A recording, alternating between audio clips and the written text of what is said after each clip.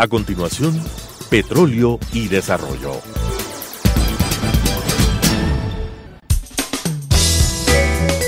Clasificación B, bajo supervisión de un adulto.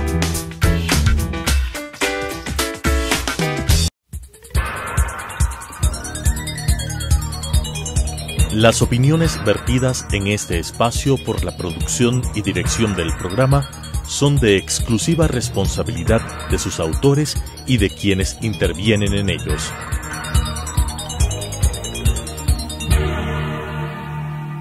Telesucesos Canal 29 UHF presenta Petróleo y Desarrollo, conducido por Henry Llanes y Fernando Mosquera, especialistas en temas hidrocarburíferos y en los ámbitos de la política, la legislación, la contratación y la política económica. Petróleo y Desarrollo. Saludos cordiales, amigas y amigos. Estamos en un nuevo programa de Petróleo y Desarrollo. Y para este programa hemos invitado al economista Osvaldo Erazo Arboleda. Él es un especialista, un experto en lo que es manejo de precios de los hidrocarburos, tanto a nivel interno como a nivel internacional. Ya vamos a ver de su sabiduría en la exposición de él. Así que, estimado Osvaldo, bienvenido por acompañarnos en este programa. Muchas gracias, Henry, y a través tuyo un saludo a toda tu teleaudiencia. Gracias, muy amable. Osvaldo, como digo, es una persona experta en lo que es fundamentalmente el análisis del comercio de los hidrocarburos, en donde está el petróleo y también los derivados. Y él pertenece a una organización que se denomina la Cámara Nacional de Distribuidores de Derivados del Petróleo en el Ecuador. Es una organización bien grande que está distribuida en el Ecuador y, claro, se titula como CANDEPE. CANDEPE Distribuidores, distribuimos el combustible que mueve al Ecuador. Entonces aquí está la portada de esta revista que ¿cada qué tiempo está en circulación? Anualmente la sacamos con temas de actualidad, principalmente lo que son subsidios, precios, mercado de combustibles.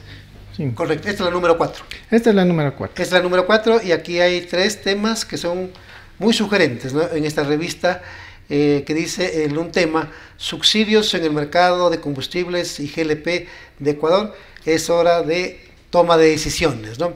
Ese es un tema. Hay un segundo tema, margen de utilidad en la distribución de combustibles, negociando con un Estado que no escucha. Y finalmente hay un tercer tema, motivar desde el Estado el uso de gasolina súper. Temas muy importantes directamente relacionados con los hidrocarburos. Esta revista, la gente, ¿dónde la puede encontrar? Bueno, esta revista es gratuita. Esta las entregamos principalmente a los organismos de control, a las instituciones públicas y obviamente a los administradores y dueños de estaciones de servicio. Ah, qué bueno, qué bueno. Pero si la gente lo quisiera, puede ir a... También pueden ir a la CANDEPE y se les entrega. También está en digital en nuestra página web. Ah, correcto, lo pueden bajar de ahí, ¿no? También pueden bajarle de ahí. Ah, perfecto. Estimado Osvaldo, estamos hoy miércoles 13, creo que estamos, ¿no? 14. Miércoles 14. Yo he venido actuando en esta semana en la Asamblea Nacional, alternando estas sesiones de trabajo en el Pleno y en la Comisión, en ausencia de la asambleísta Cristina Reyes, asambleísta nacional del Partido Social Cristiano, Madera de Guerrero.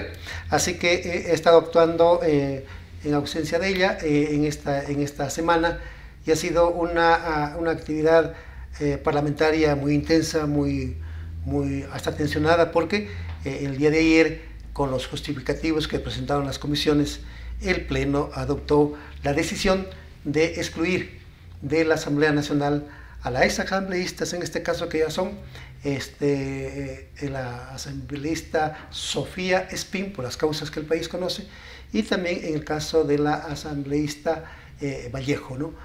También asimismo fue excluida ya como asambleísta del país. Eso nos tocó ayer tomar esa decisión, dura por cierto, difícil, pero había que tomar una decisión para ir exigiendo en la política que la gente debe actuar con mucha transparencia, con ética pública y sirviendo al país, ¿no? En esta materia también de la actividad parlamentaria, Posiblemente mañana sé que va a concurrir a la Comisión de Desarrollo Económico el señor ministro Carlos Pérez, entiende que va a ir con los subsecretarios, entiende que va a ir con el señor gerente de Petroecuador. Por lo menos eso me dijeron en la mañana de hoy. Voy a confirmar a efectos de que si ellos van a ir, porque me gustaría participar en esa sesión y sobre todo para analizar el tema de los precios. Querido Osvaldo, entrando en materia, el precio del barril del petróleo que fijó el gobierno nacional para el próximo año 2019 por el lado de la cartera de Economía y Finanzas que la preside el señor economista Richard Martínez, como ministro de Economía y Finanzas. Ellos presentaron una proforma presupuestaria que en los próximos días tiene que aprobarse con un precio del barril del petróleo de 58,59, me parece que es algo así. Sí, 58, ya lo vemos exacto.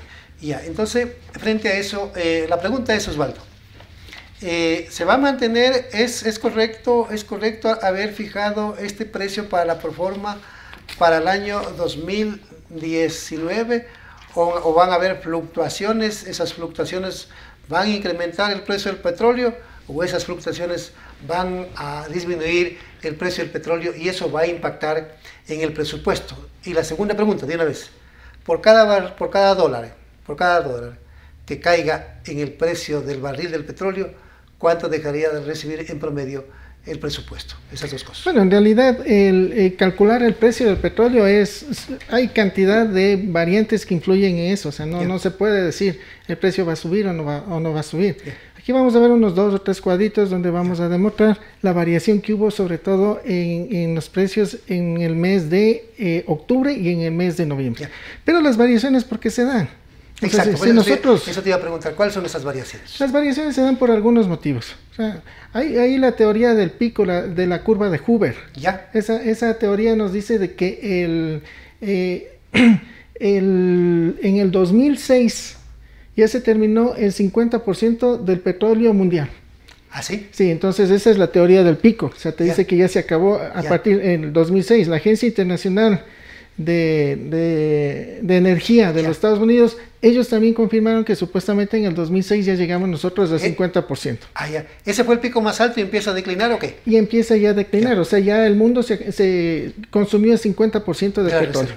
Entonces, claro, desde 1850 que se viene explotando, ¿no? Claro, pero entonces ya desde el 2006 que empiece ya el declive, entonces estamos entrando nosotros supuestamente a una escasez del petróleo. Ya, sí, pero en esa misma explicación tuya, si empieza a declinar la oferta, y entonces allí sine qua non nos llevaría a concluir de que el precio del petróleo va a subir o va a ser alto. Cuando sacaron esta teoría, y que la agencia internacional sacó en el 2010 eso, el precio comenzó a subir.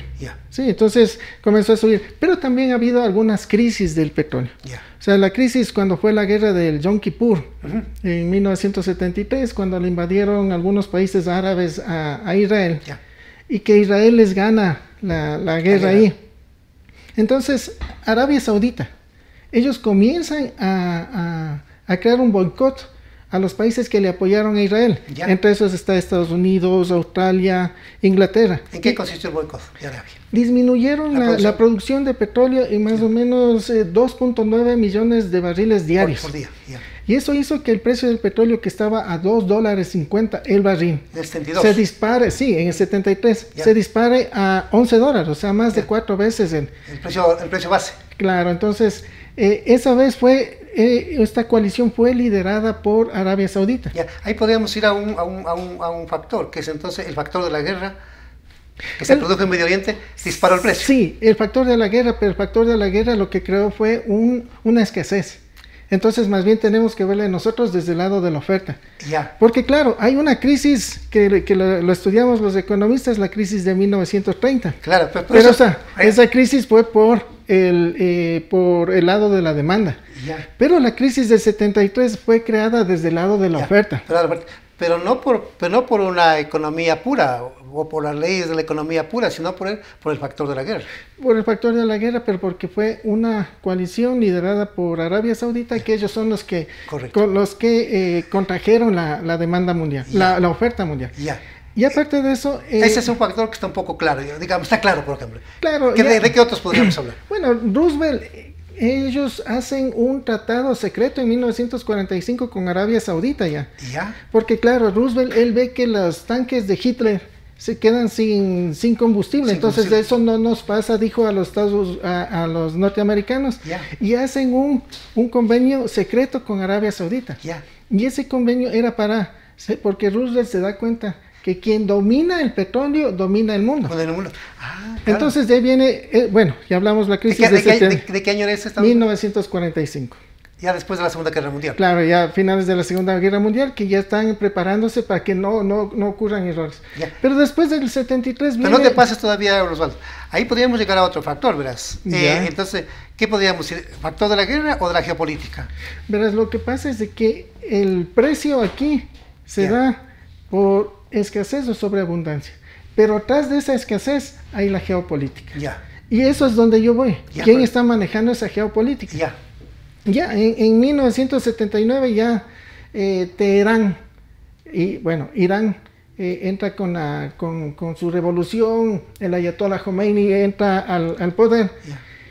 Y esa inestabilidad crea también otra escasez de 3.3 millones de barriles diarios.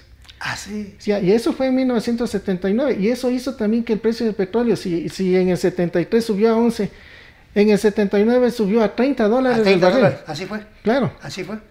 De ahí del 79 viene la guerra de Irak, que le invade a Irán. ¿En qué año fue eso? En el 1980. Después del 79, de la revolución, viene Irak con Saddam Hussein y le invade a Irán. Si nos detenemos en el 79, también tiene que ver allí entonces el conflicto de la guerra. Claro, también viene lo del conflicto de la guerra. Que la guerra te genera escasez. Y con el caso de la invasión de Saddam Hussein a Irán. Claro, se crea otro conflicto bélico. Claro, y la escasez fue de 4.3 millones de barriles diarios. Y disparó el precio del petróleo. Y otra vez dispara el precio del petróleo. A partir de... ¿Cómo lo puso allí? A 35, pero no. Sí, ya sube a 35, 37. Sí. Desde el 80 al 85 hay una cierta estabilidad del precio mundial del petróleo. Sí. Pero empieza a subir el precio desde el 85 nuevamente hasta 1990, que otra vez se dispara, porque Saddam Hussein invade Kuwait. Así fue. Claro, entonces al invadir a Kuwait en 1990, claro, eso genera una coalición que el mundo nunca vio. Ni siquiera en la Segunda Guerra Mundial contra Hitler hubo una coalición, porque en esta coalición se suma Estados Unidos, Rusia, Arabia Saudita, Siria y entre otros países supuestamente amigos de Irak. Entonces esta coalición fueron y la tormenta del desierto y todo lo demás y le sacan de Kuwait a Irak. Entonces, ha habido cierto, pero aquí quiero hacerte notar, conversábamos de que Roosevelt conversa con Arabia. Sí, exacto. Arabia lidera en el 73 la guerra. Después también está en la coalición en contra de Irak. Entonces, en el medio de toda esta geopolítica está Arabia Saudita. Tiene la segunda reserva mundial de petróleo, porque la primera tiene Venezuela. Pero Arabia Saudita tiene la primera. La segunda.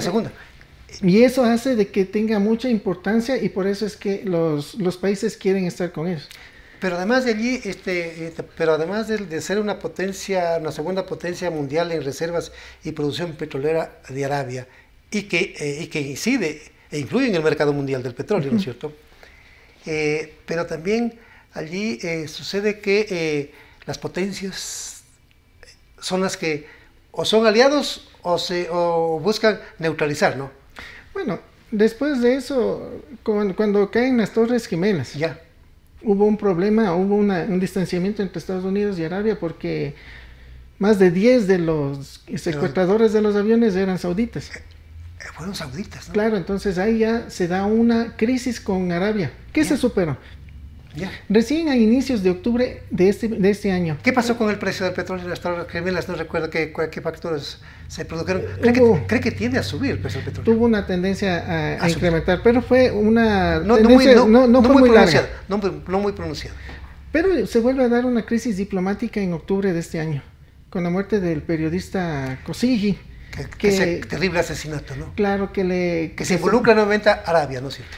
Otra vez está ahí metido, Arabia. Supuestamente, será, no será, pero también otra vez está, incluso claro, sí. le acusaron al príncipe heredero de Arabia Saudita. Claro, no, porque se produjo en la embajada. En la embajada de Arabia en Estambul. Sí, en la capital de Turquía. Entonces, eso hizo que el mercado se ponga nervioso, porque Trump, él dice, vamos a tomar severas sanciones si se demuestra esto. Entonces el mercado se puso nervioso. Y es cuando se dispara el Brent a $80 y el WTI a $72. Así fue. Justo cuando aquí estábamos calculando, nuestros técnicos estaban calculando el precio para el próximo año. Pero ahí también tiene otro elemento, Osvaldo, no sé si lo has analizado, paralelo a este crimen suscitado contra el periodista saudí, porque él es saudita, ¿no? Arabia Saudita. Como te dice, el mercado se pone nervioso, pero el señor Trump también allí dice, vamos de una vez a dar por terminado el convenio el acuerdo nuclear con sí, Irán. Lo que pasa es de que ofrece una sanción a Irán, sí, que empezó el 4 de noviembre. Ya, sí, es importante. Esperaron el feriado que termine y empezó el 4 de noviembre la sanción para Irán. Y se estimaba de que iba a haber una contracción de más o menos 1.5 millones de barriles diarios. Así era. Claro, entonces Rusia con Arabia Saudita, según la prensa internacional, hubo un acuerdo en septiembre. Yeah. Y en este acuerdo quedan los dos en subir la producción. Entonces, verás, ahorita hay un cambio de la matriz energética mundial. Estados Unidos es ahora el primer productor mundial de petróleo. Así es, porque está por los 11 millones, ¿no? Sí, pero el primer exportador es Arabia. Es Arabia. Claro, porque o sea, no consume tanto como Estados Unidos, pero Estados Unidos ya no consume tanto como antes, o sea, ya no tiene tanta dependencia porque su producción va sustituyendo y claro, ya abastece ya. Claro, entonces ya depende poco del Golfo Pérsico, pero sus principales proveedores están en Canadá y está en México. Claro, pero igualmente en este tipo de incidencias en torno al petróleo, sigue siendo influyente y determinante la política. Sí, aquí es donde yo voy a... Entonces, Irán supuestamente bajaba 1.5. Yeah. A eso súmale de que Venezuela está más o menos con 1.2 millones de barriles diarios. Cuando el presidente Chávez él asumió la presidencia de Venezuela producía 3.1 millones. 3.1, sí. Y ahora estamos con 1.2. Bajó más de 2 millones. Claro, 2 millones. Entonces, y sigue a la baja. Yeah. México a la baja, Venezuela a la baja. La sanción de Irán el mercado se puso nervioso y comenzó a subir el precio del petróleo. Claro. Pero ahí viene otra cuestión, porque Estados Unidos sale y dice que Irán puede seguir vendiendo a sus principales compradores. Sí. China, India, entre otros países. Reculó el gobierno norteamericano. Entonces ahí ya te queda una cuestión de que, claro, o sea, Trump se dio cuenta. Lo que hizo fue empujar a que el mundo suba la producción para que no suba el precio. Ya. Dijo le va a sancionar a Irán, no le sanciona totalmente. No, así es. El mundo ahorita está con una sobreproducción, el precio está con una tendencia a la baja, o sea, ha habido 12 caídas seguidas del precio del petróleo, algo que no se ha visto en 20 años. En estas 2 últimas semanas. Claro, porque baja de $74 que estuvo el 9 de octubre, baja a $56, que es el día de hoy. Estás hablando del WTI. Con el WTI. Pero verás allí, ahí también es interesante la reflexión, Osvaldo. Pero verás, Estados Unidos se dio cuenta, y me imagino que le han de haber hecho ver, y también a lo mejor hasta lo cuestionaron, los agentes económicos norteamericanos y mundiales, de que el señor Trump estaba contribuyendo a a los países petroleros a que tengan altos ingresos por el incremento del precio del petróleo, pero eso influye directamente en la economía, en precios, ¿no? Y en costos. Entonces el señor Trump se estaba haciendo el harakiri, o le estaba haciendo el harakiri a la economía norteamericana. Por eso, entonces cambia. El reculo no se hizo de malas con Arabia, más bien continuó. Se hizo ya el desentendido del tema. Le dejó. No te olvides que el príncipe heredero, su consejero principal, es yerno de Donald Trump. Ah, el de Arabia. Claro, el príncipe heredero es tan influyente es Arabia que cuando Donald Trump gana la presidencia, su primer viaje oficial al exterior fue a Arabia. El presidente de Arabia, el rey de Arabia, viaja a Rusia también, verás. Él viaja y le sacaban unos memes de que la escalera eléctrica de su avión no funcionó y le sacaban los memes. Pero era que el rey de Arabia viaja a reunirse con Putin en el Kremlin y dijo que se sentía a gusto. Y después el presidente Putin, que no se le veía en los partidos del Mundial, que recién pasamos del Mundial de Fútbol, aparece en primera fila con el príncipe heredero de Arabia. Así fue en la inauguración del campeonato, estuve ahí. Claro, entonces imagínate, esa es la importancia, la importancia que tiene Arabia en el control de la producción y del precio a nivel mundial. Pero esto también es curioso, esto que dices tú, que el yerno de Trump, de una de las primeras esposas de Trump, ¿ese es asesor del rey de Arabia Saudita? Es el asesor del príncipe heredero. El príncipe heredero. Ahorita prácticamente el hombre más poderoso de Arabia Saudita. Hijo. Él es uno de los más poderosos de los 500 príncipes que hay en Arabia Saudita. Claro, entonces aquí hay algunas cuestiones también. Por ejemplo, ya el tipo de petróleo marcador, el crudo marcador. O sea, hay 5 tipos de crudo marcador en el mundo. Mencionémoslos. Tenemos el Brent, que es el principal, es el Brent que es de... ¿Crudo Noruega? El crudo Noruega, que está en el Mar del Norte, entre Reino Unido y Noruega. Así es.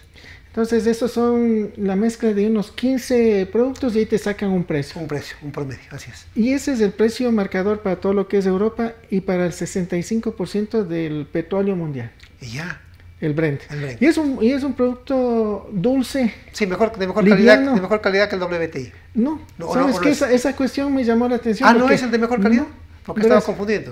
Porque el Brent es el crudo marcador principal, el 65%. El segundo marcador es el WTI. El WTI. Es el crudo Texas. Bueno, ese está entre el 15 y el 17%, pero ese es el crudo que tiene en Estados Unidos. Estados Unidos y influye en la costa del... Sí, ahí está nosotros, es el crudo de Texas, también es una mezcla de crudos, de precios.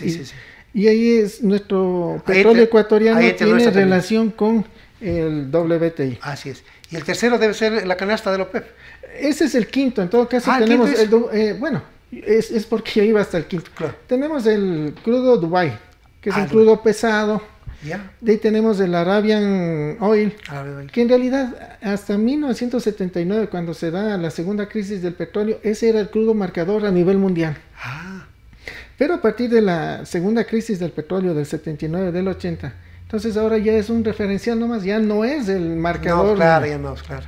Y tenemos la cesta del OPEP que tú nos dices, la cesta del OPEP, que es un promedio de las calidades y de los precios.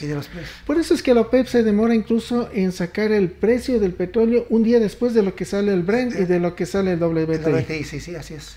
Entonces aquí lo que llama la atención es de que el WTI es mejor calidad que el Brent. Y el WTI es menos precio que el Brent, o sea, debería ser lo contrario. Claro. Entonces ahí ¿qué te queda? Oye, si nosotros vendemos el WTI, no esperemos a los compradores acá, salgamos nosotros a vender. Sí. Sí, salieron algunos... medio especial eso, ¿no? Sí, es bien interesante el mercado, verás. Bueno, yo quisiera verle unas láminas. A ver, vamos allá. Laminitas. Sí. Verás, tenemos aquí la una, que se refiere al precio del barril del petróleo exportado por Petroecuador en el año 2018. Si tú ves, en junio, julio, agosto, septiembre, los últimos meses... En junio estamos con $62 en promedio, son datos de Petroecuador. Correcto. En julio 67, pero tú ves que hay un rango entre 62 y 67, o sea, casi. Si hubo una variación, subía y bajaba, es bastante la variación, $1. Sí, bastante. Es bastante. Sí. Si le vemos la siguiente... Agosto 61, 63. Sí. ¿Ya? Y aquí vemos nosotros, en cambio, ya la variación que se dio el 9 de octubre. El 9 de octubre tuvimos nosotros un precio del WTI de $74.7. Ya. Hoy, 14 de noviembre, sí, el precio bajó a 56.4. El WTI. Y le ves tú en rojo, ahí en cambio es lo que está proyectado, estimado para el presupuesto. Eso ya no sería real. Ya no sería real porque estamos ya bajo lo proyectado. En este día, ¿cómo se está cotizando nuestro crudo? En nuestro crudo, el referencial del WTI es 56.4 y de ahí no te olvides que hay el castigo. El castigo. Y si le vemos la tercera lámina. ¿Ya? En cambio ahí dice la producción estimada 2018-2019. Ya. Se estima que este año terminaremos con 187 millones de barriles producidos. Este año, ¿ya? Pero según el presupuesto para el año 2019 estaremos con 206, o sea, un 9% más. Un 9% más. Realmente que somos optimistas. ¿Ya? Gracias. O sea, realmente somos optimistas con lo que estamos, o sea, con lo que estamos viendo. Y claro, y esta cuestión, el hecho de que baje $10 sería como bajarnos en las finanzas como 1.500 millones de dólares. 1.500 millones de dólares en un presupuesto de más de 30.000 millones de dólares. Pero si tenemos un déficit de 3.600 más 1.000 millones, sí, 3.600 millones con los 500, que en cambio sería reducción de subsidios a los combustibles. Por lo que baja el precio de importación. Por lo que baja el precio de importación. Y ya, pero de todos modos el déficit sería más alto de lo que... Claro, el déficit... ¿Cuánto sería? Tú dices 500, dices millones más de lo que está calculado por el gobierno. Ahorita está calculado para el próximo año 3.600 millones. Podríamos estar hablando entonces de 4.100 millones. De 4.500 a 5.000 millones de déficit. Oh, ¿y ahora y eso cómo irá a financiar el señor presidente de la República? Mucha financias con deuda, va ahí, o produces o te endeudas. Y luego se va a ir a China. Dice que se va a ir a China. Bueno, están que se van a ir a China. Bueno, ojalá renegocien antes de que traigan otro préstamo. Si es que podemos, mañana yo voy a confirmar, nos hablamos en las próximas horas, si es que va a ir el señor ministro mañana a la Asamblea Nacional y el señor gerente de Petroecuador, sería bueno que me acompañes. Encantado. Para formularle unas preguntitas un poco infantiles al señor ministro de Hidrocarburos. Infantiles, pero con mucho fondo le haremos. Muchas gracias, Osvaldo. Muchas gracias por venir y ojalá creo que nos vamos a ver el próximo programa. Encantado, porque ya habrá una cosa más definida, ¿no? Ya, gracias. Muy amable, gracias, Osvaldo. Un gusto, hasta luego. Las opiniones vertidas en este espacio por la producción y dirección del programa son de exclusiva responsabilidad de sus autores y de quienes intervienen en ellos.